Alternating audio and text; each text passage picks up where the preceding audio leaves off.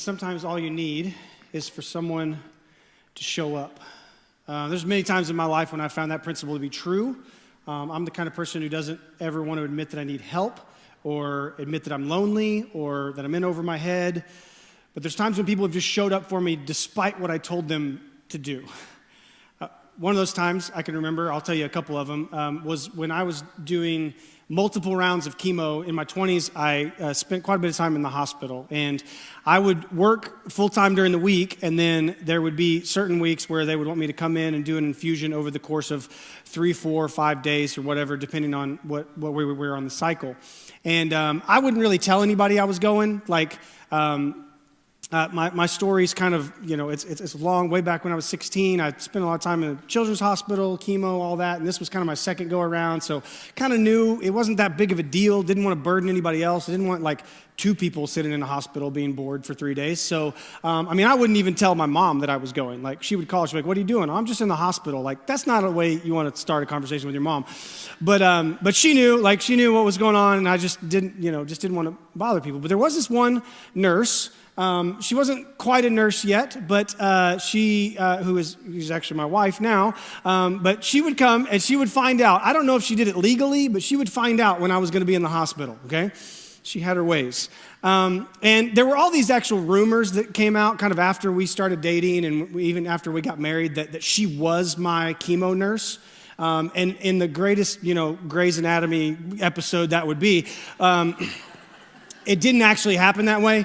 There was none of that sort of a thing. She was actually finishing up nursing school. She was working at Mercy Hospital in the ER, and she would find out whether it was through prayer circles or whatever it was, or HIPAA. I'm not sure what she was doing, but she would find out that I was in the hospital, and so after her shift, she would come up and she would bring her homework, and she would just sit there and she would just be with me. She would just show up, and of course I took a liking to her. It was pretty cool to have her around, and that became the point where actually when my mom said, "Do you need me to come help?" I was like, "No, just we got this. We're fine."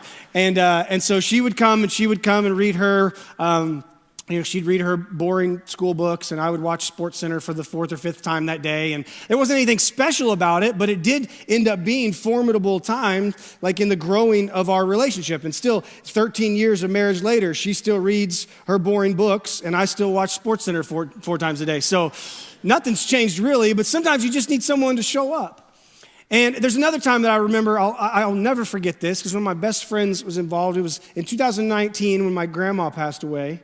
It was about this time of the year, and it was cold, it was nasty, and I really didn't expect to see any of my friends travel all the way to Houston, Missouri. It's about an hour and a half from here, but I didn't expect anybody to come. People had said they were sorry, had sent sympathy notes, all that stuff, and so I had taken about a week off and had gone. My family had asked me to do the funeral, and so I took a few days where I just kind of went off by myself and wrote this message and to honor my grandma and honor my family. And nobody ever wants to actually do that for their grandma, somebody they've loved and looked up to for so long. But I thought that was what I could offer, and so it was really, really challenging time for my mom and all of her family and all of this.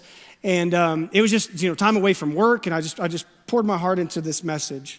And I don't really remember a whole lot about that message, but I do remember specifically the visitation night, the night before the funeral. And, tons of people had come. It was this little small country church in this little town that I grew up in, and I'd never seen that many people at that church. And people just kept pouring in. The visitation hours were over, and there's still people in the parking lot. And I was already exhausted. I knew we had a long week ahead of us. We still had the funeral to do. But at the end of that line, my best friend, Zach, was standing at the end of that line in his big winter coat. And he had driven after work. He had come all the way, from Springfield out to Houston, which is not all that far, but he had taken the time to come out there. And he's standing there at the end of the line. I just remember being exhausted, tired, but seeing him show up was just so refreshing to me. It was such a, like a great thing for my heart and for my family. Our families go way back. So he gives my mom and my dad a hug, and then he gives me a hug, and then out of the 2 pockets of his giant winter coat, he pulls 2 McDonald's McDoubles and hands them to me. And they say that it's the thought that counts, but the thought with cheeseburgers is really what counts. And that's why he's my best friend. So sometimes you just need someone to show up. We've started this series one at a time based on the book with the same title by Kyle Idleman. And we're looking at the one-at-a-time approach of Jesus and disciple making. I love this book because it does feel like it's a little bit of a weight, a little bit of pressure off of those of you that might think when we talk about disciple making and you come in here and you see something like every tribe, tongue, and nation, and you're just like, that's a lot of work. We're going to need more manpower. We're going to need more logistics, and whatever they're doing at Amazon, that's what we need to do in the church, and we need to assembly line this situation so that we can make more disciples. And, we know that better programs and more efficiency in the church create more converts. But we've also learned that we're not trying to just change the status of somebody. We're not trying to just get something done quickly. We're not trying to dunk people and then kick them out into the world. We're trying to make disciples. And we say it here that we want to make disciples who make disciples. And so when you are disciple, that's more of an investment in someone. And so this book, and more importantly, the Gospels, reminds us of the way that Jesus, not through a more efficient plan or through a faster pace, but through a one-at-a-time approach, discipled people. We see Jesus in the Gospels deliberately seeking out the one. Yeah, we all know the story that he told. We all know the parable of the shepherd leaving the 99 sheep so that he could go rescue the one. And that's a beautiful story. It was my favorite chapter in the whole Bible growing up. I love the idea that Jesus, in all of his power and all of his glory and he wants thousands and thousands of people to follow him, would leave the 99 saved and go find the one that was lost. And that's just so heartwarming. It's such a great story, but it was just a story. Jesus didn't just tell the stories, but he showed up as well. He went out of his way to stop when the woman touched the hem of his garment and the power left his body. He stopped the crowd and he embraced one at a time. He halted the caravan to look up in the tree to see Zacchaeus one at a time. He went directly through Samaria to meet the woman at the well while the disciples went in to get lunch. He stayed one at a time. The list goes on and on. He calls Matthew out of the tax collector's booth and says, "Follow me," one at a time. He calls Peter out of the fishing boat. He goes to Nicodemus at night, the Pharisee, the enemy, the bad guys, right? And he goes to him at night and he has this mind-blowing conversation with Nicodemus on what it means to be born again and what it means to be a part of the kingdom of God, one at a time. Every interaction we see Jesus have, every person that he encountered, from Peter to Pilate, can be summed up in this one word: proximity.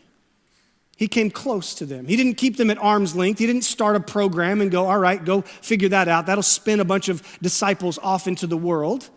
But he came close. It's what we celebrate at Christmas time when we say Emmanuel, that God with us, that Christ came near. And Jesus gives us this model to follow. And sure, maybe there may be someone in this room who could stand up and preach to the masses. There may be someone who could, go into every tribe, tongue, and nation and really just, wow people. You could be the next Billy Graham who say crusades across the world where everyone's coming to hear the word of God preached from your mouth. And maybe you have that opportunity and maybe you have that talent. But the majority of us in this room, we won't have that influence. But we do have one at a time. We do have the opportunity to influence one at a time with this approach. In Luke chapter 14, if you brought your Bibles, go ahead and turn to Luke chapter 14. Jesus tells this parable that shows us a little bit of the method behind his ministry madness, if you want to call it. He's sitting at the home of what would be called, what we're told is the ruler of the Pharisees. So not just like righteous, but like really self-righteous, right? This is one of the religious leaders of the day. And before we even get to verse 12, which is where we're going to spend most of our time, Jesus has already made this dinner party really, really awkward. He's already made it really uncomfortable for the people in attendance, and especially the person throwing the party. When he first arrives, he meets a man with dropsy. It's the modern equivalent, we call it edema. And it is like where fluid is swelling in the body. And so this man is looking for healing. Now, it's the Sabbath. So Jesus, on entering this place, he starts to look around and he knows that all of the Pharisees, we've already seen in the text earlier, that they're trying to trap him. They're watching everything that he did. It's the Sabbath. They know that he can't do work on the Sabbath. And so instead of just healing the man and causing this big stir and getting thrown out of the party, he asked them. He asked them, is it okay? He asked their permission, the Son of God asking the permission of a Pharisee, is it okay if I heal this man on the Sabbath? Well, they didn't have an answer for him because they knew that Jesus probably had the power to heal him, but he probably shouldn't because it was on the Sabbath. So they're kind of looking at the dirt, kind of kicking rocks. And Jesus heals the man, but he doesn't just heal them, but then he turns to them and he points out their hypocrisy. He says, if one of your oxen or one of your sons, whichever one you care about the most, had fallen into a pit today, would you have drugged him out? Would you have gone? You would have spared no expense. You would have spared no labor. You would have gone and helped whatever it was you care the most about that fell in this pit. And so he calls them out. He says, you're hypocrites. You only keep the rules of the Sabbath when it's convenient or when you can push it on other people. And so that's the first thing that happens. And they didn't answer, so he goes on. But then he goes and he makes matters worse. So they move on to dinner. They're like, all right, let's just get on with the party. Okay, you got us there, Jesus. Just keep an eye out. He notices that everyone, when they come into the party, they start to take their seats in prominent places. They go to the head of the table. They try to get to get really close to the host. And they want to, everybody wants to talk to the right people and get in the right people. And he starts to notice, and he just kind of starts to out loud think, hey, when you throw a party, maybe don't do it this way. When you go into a place, you're really running a risk if you go and try to sit at the most prominent places at the table. And he's like, let me show you why. If you go and sit at a prominent place at the table that you don't belong, someone's going to come in, tap you on the shoulder and go, actually, that seat is for Mr. or whoever, and you're going to have to move down. How embarrassing could that be? Like this seat is not for you, it's for someone else. You outplayed yourself. And so Jesus says what you should do is you could come into a place like this, sit at the lowest place, and it would be an honor for someone to call you from the lowest place up to the higher place. He says that those who exalt themselves will be humbled, and those who humble themselves will be exalted. And so he's called them hypocrites. He's questioned their motives of even being there, like you don't even know where you belong in this whole pecking order of things. And then he's going to question the guest list. Look at verse 12 in chapter 14. Verse 12 in chapter 14. He also said to the one who invited him, to the host of the party, he says, when you give a lunch or a dinner, don't invite your friends or your brothers, your sisters, your relatives, your rich neighbors. I had a feeling he's looking around the room and just like naming off people, because that's what's happened here, okay? Can you imagine how awkward? There's really thick air here. Your rich neighbors, your relatives, your sisters, don't invite all of these people because they might invite you back and you would be repaid. I know every introvert in this room was just like, that's exactly why you don't invite people to your house, right? It's like, that's what I've been trying to say. Jesus gets me, right? Jesus gets me. It's like, if I invite them, then they're going to invite me, and then we have to go. If they send me a thank you letter, I've got to send them a thank you letter. And it's this whole mess of like, when are we done with this, whole thing? And Jesus is like, if you invite them, they're going to invite you, and you'll both pat each other on the back, and you'll feel good about what you've done. He says, this isn't how you should throw a party. On the contrary, he says, when you host a banquet, invite those who are poor, maimed, lame, or blind, and you will be blessed. Why? Because they show up and they give you a nice little bottle of wine when they show up at the door. They give you a nice gift. No, you will be blessed because they cannot repay you. For you will be repaid at the resurrection of the righteous. You see what Jesus is doing here? He's taking notice of everyone that's in the room, and everyone that was there was invited for a purpose. The Pharisees, the teachers, the higher class, the family and friends. Everyone was invited. They didn't invite anybody who couldn't return. Jesus is likely the poorest person in this room, and we see in the first verse of chapter 14 that he was probably invited there as a trap.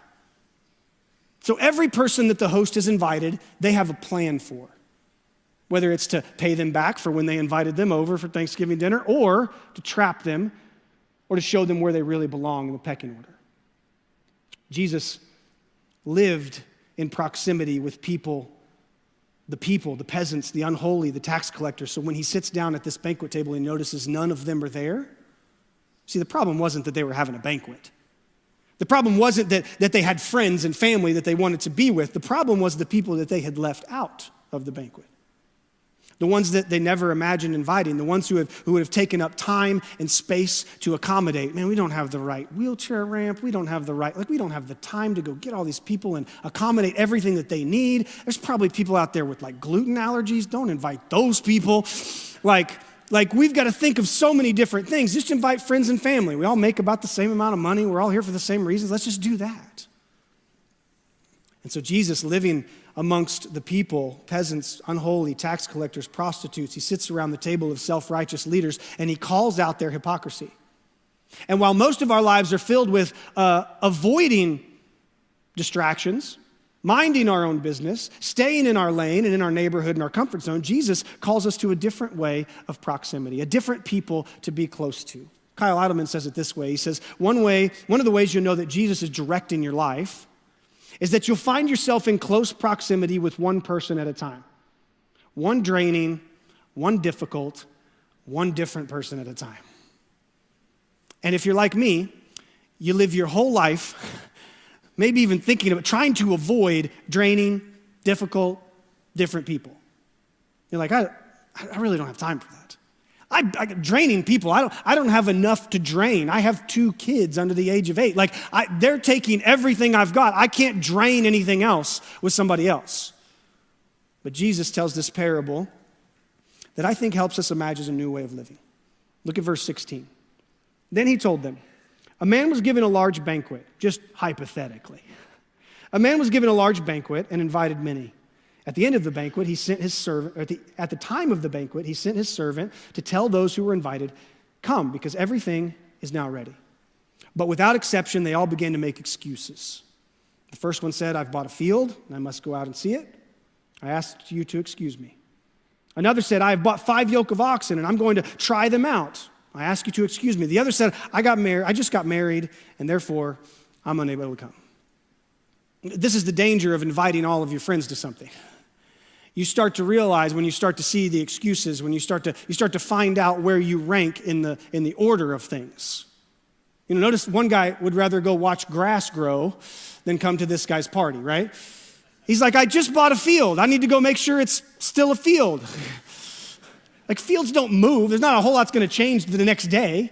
I got to go make sure it's actually there. The next guy, he gives a little bit better excuse, but it's kind of insulting. I don't want to go look at grass. I want to go look at the back of 10 oxen, okay? I want to go test drive these oxen. That sounds way better than your party, okay? Now, I think the third guy has the best excuse, okay? And if you're following along, you get it. I think the third guy has the best excuse. My wife's not here in this service. She's at home, so she's probably watching online. But he doesn't give any. He's not like I bought a field. I got to go see it. I got some oxen. Got to test drive it. He's just like, I've got a wife. Can't come. No excuses, none of that. We get it. Actually, what's probably going on here is I forgot to tell her about the invitation weeks ago. There's no way we're coming to this party, right? There is no way. We don't have a babysitter. We don't have babies. We don't, so I just got married. That's all enough. These are not bad excuses. These are not sinful things, all right? This is not no, I'm going to a different drunken rager. I can't come to your wholesome party. These are good things. I'm proud of you, man. You bought a field. That's awesome. 5 yoke of oxen is not a small purchase in those days. Getting married is an amazing thing to celebrate. He should spend time with his new bride. These are not these things, but it does show where their priorities lie. It's not about bad excuses. These are good things, but their priorities lie. It seems to be true when it comes to living and loving God and living and loving for other people, that it comes down to our priorities. I remember a few years back, we used to use Facebook events for all of our college life events, and we would make a Facebook event with a cool graphic and all that, and we'd push it out to everyone we knew. And it was almost probably annoying because you would get these messages and be like, I haven't been in college for forever. But you get these events, and you could reply in multiple different ways. One way is just not reply at all, which happened to us a lot, which is fine. Just ignore it. Just forget that it exists.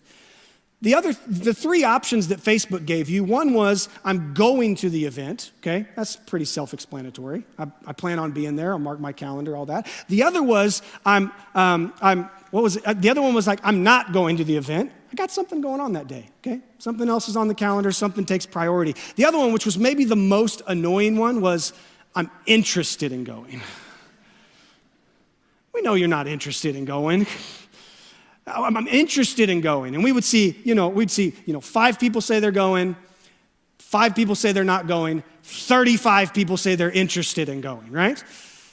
And isn't that a little bit how we treat the way that we are following Jesus and loving other people and loving God? It's like we're all interested, right? I'm all interested. Unless something else comes up, I'm interested. Just know that, hey, no matter what, as long as Jesus wants to, I was already going this way. I've already got Sunday mornings open. I've already got that time. I was already in the neighborhood. I was already there. It's convenient for me. I've checked my calendar. Jesus can come along as the co-pilot, but don't let him try to take the wheel, right?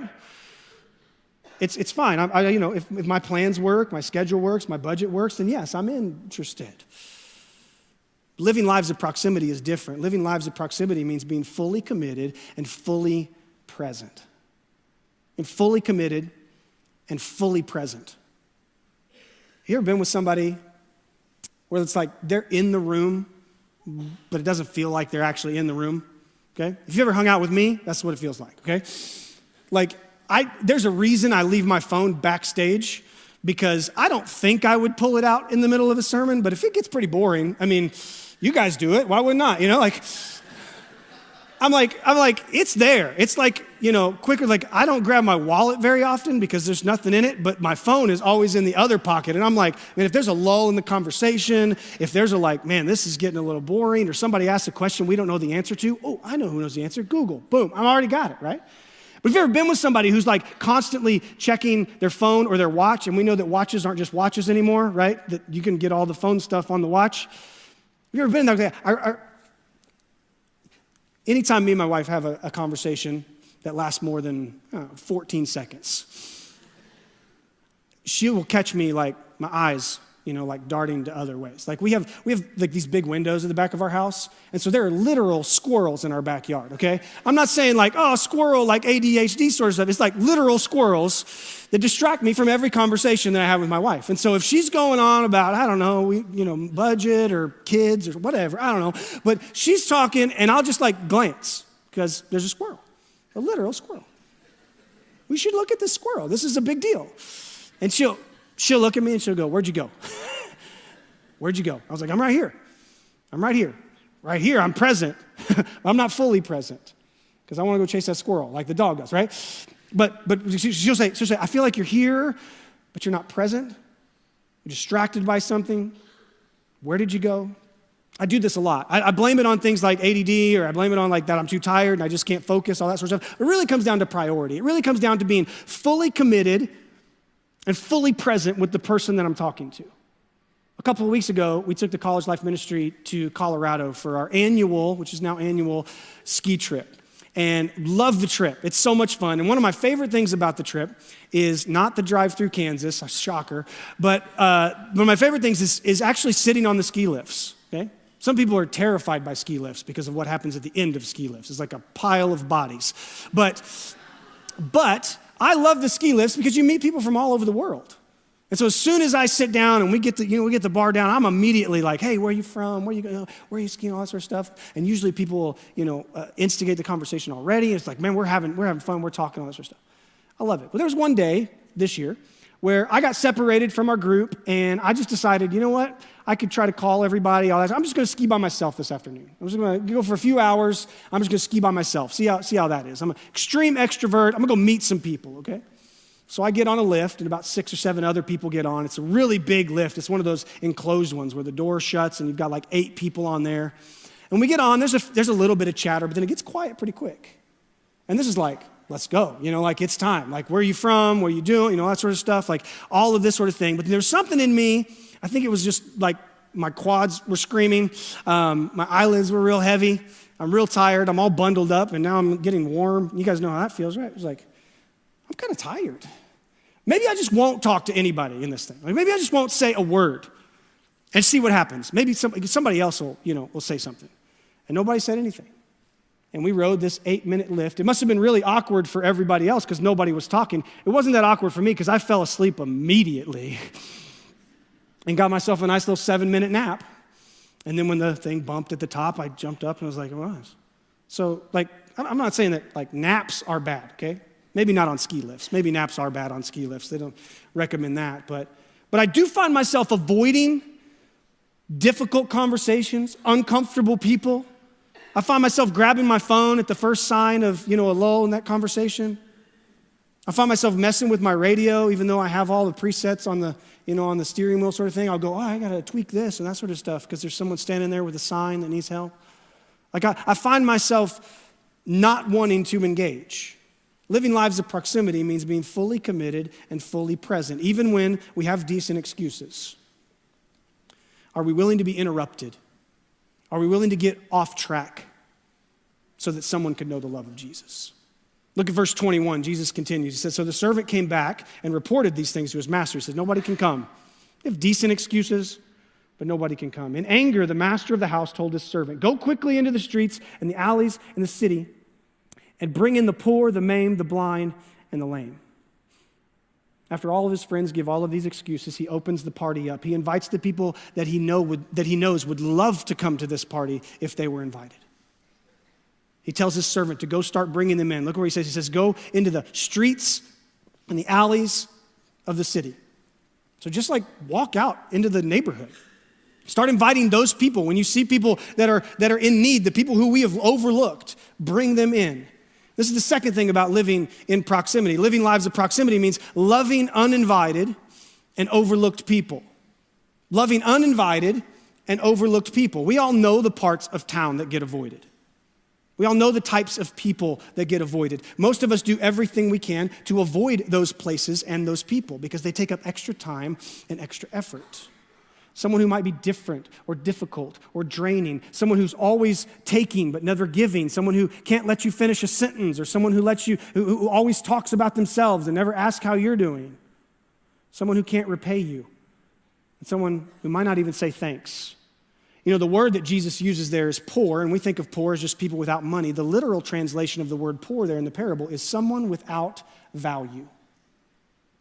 So the master says, go out and find all the people without value. All the people who would not bring a nice little gift with them, who have nothing to bring, let them into the party. The uninvited and the overlooked. Beth Moore tells this story about years ago when she was sitting in an airport in Houston. Not Houston, Missouri. We have an airport, but it doesn't have a terminal. But she's sitting in the Houston International Airport at a really busy terminal. And she notices a man who was wheeled in by just one of the airport attendants and left there by himself. He was really, really old. He was there alone. Nobody was tending to him. She describes him like this. He was old with a wiry frame. She describes his suit as one that looked like it would have fit him when he was 20 pounds lighter. Another way she says this, the description that she gives is like the suit coat he had on still had the hanger in it. You could see his shoulder bones protruding out. He had this long, wiry, matted hair. She said his hands were a mess of bones and veins. Her natural inclination was to notice and then look away. That's what we do, right? We're like, oh, wow. Didn't expect to see that here. Like, oh, my goodness. Like, do something else. And she was preparing for her next talk, and she says that God just kept on poking her. That God just kept on telling her. Not only to go and talk to this guy, but a very specific thing that God wanted her to do. He said, I want you to go over and I want you to brush his hair. I want you to brush his hair. And she's like, Jesus, like, really?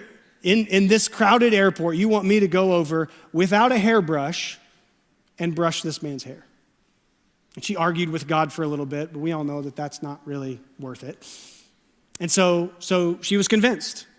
So she walks across the terminal and she sits down next to this man who's all alone, but it's still a very crowded terminal. And she says to him, sir, may I have the honor of brushing your hair? And he said, what?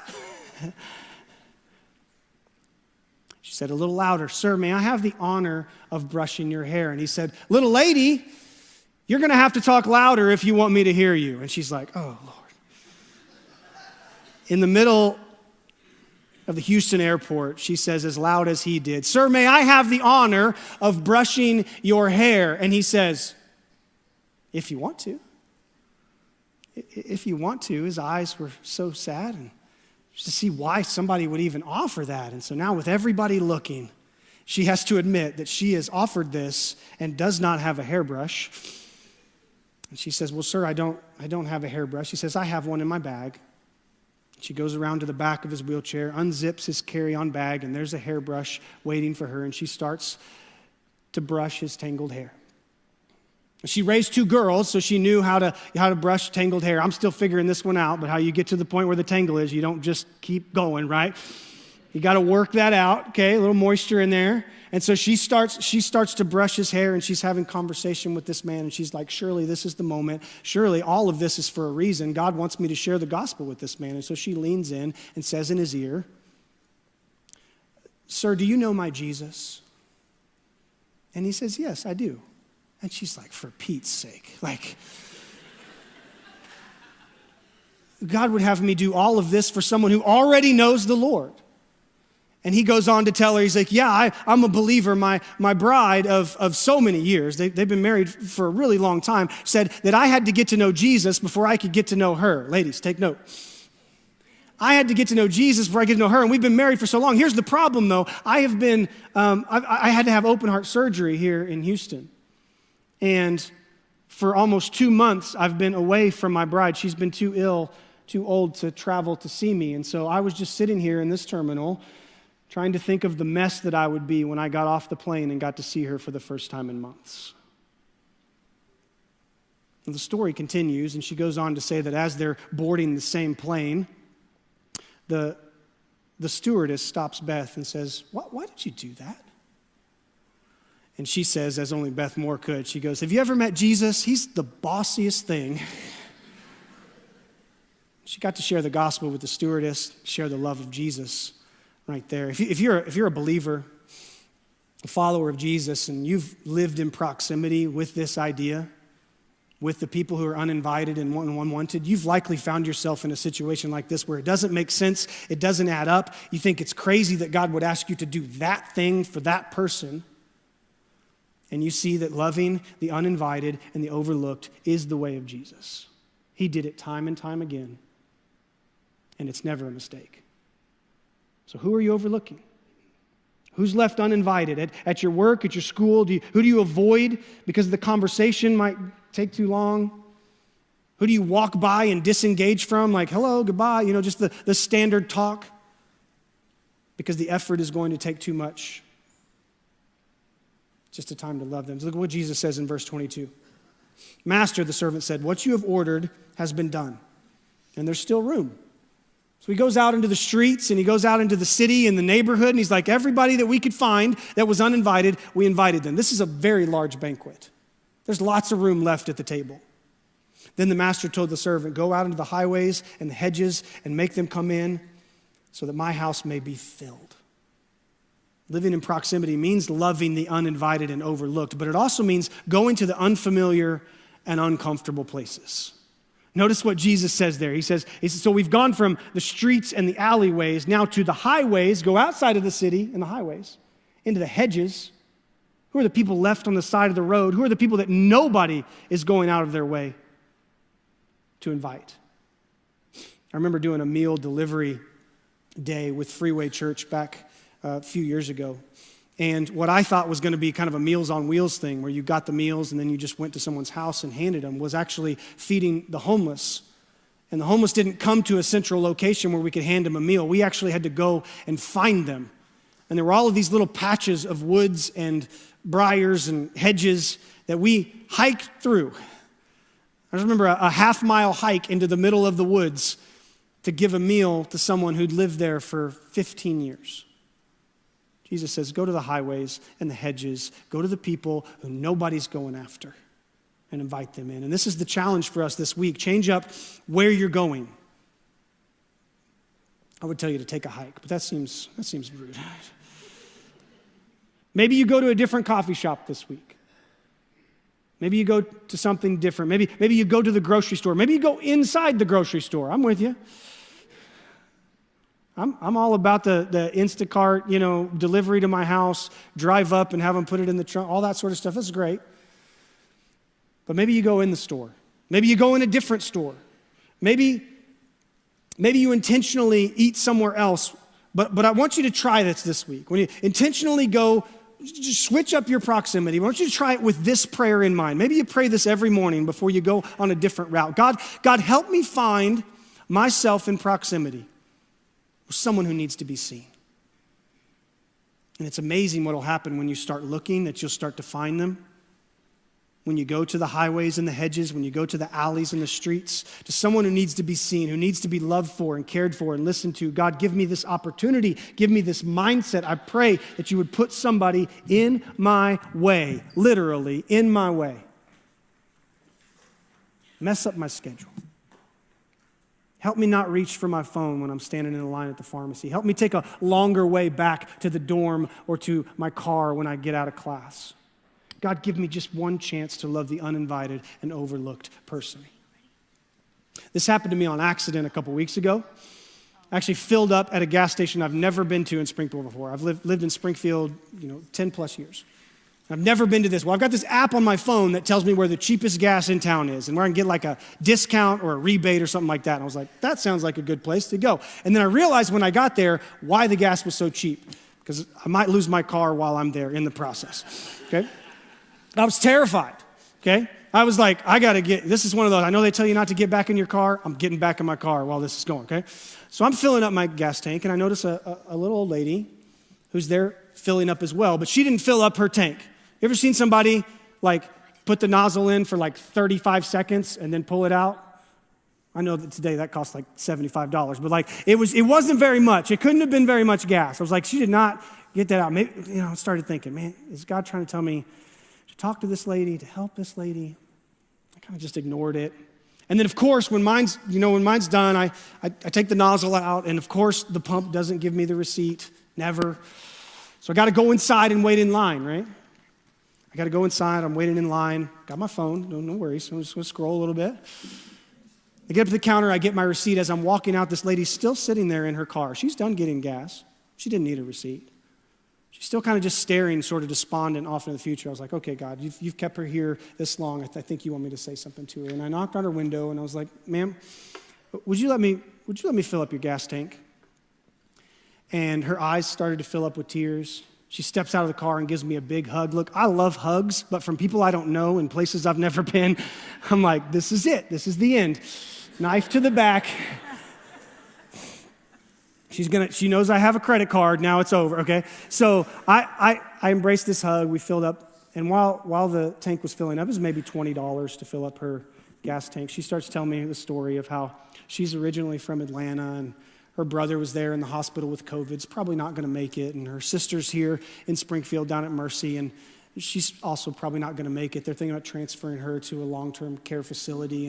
And she's putting $2 worth of gas in her car and just sitting there praying, hoping that she can make it to the hospital, back to work, and back home that day. And I don't tell you this story because I got it right. Just remember why I was there in the first place. It was to save a few cents on a gallon of gas.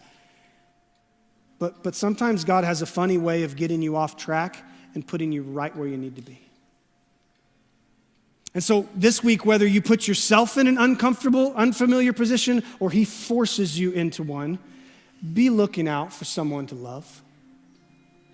Look for someone to care for. My prayer is that as a congregation that leaves here today, that we don't just drive the same roads on this cold, bitter, cold day. We've all got other things to do. That you'd look for someone to care for.